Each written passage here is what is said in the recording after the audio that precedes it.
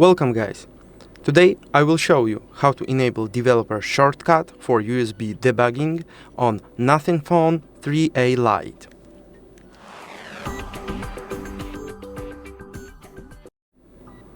So let's open the Settings app, then move down to the About Phone chapter. Here tap on this picture with your phone and name of OS.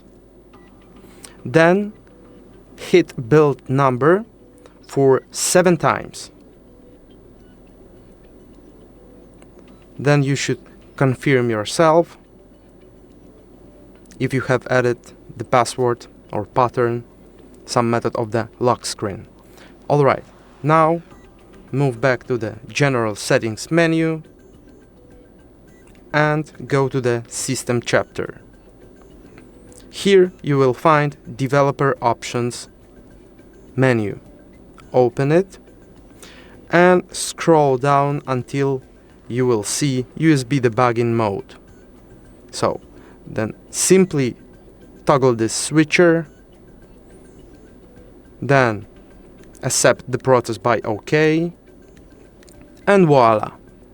Now USB debugging is activated on your device. If this video was helpful, like it, subscribe our channel, leave some comments below, and see you in the next videos. Goodbye!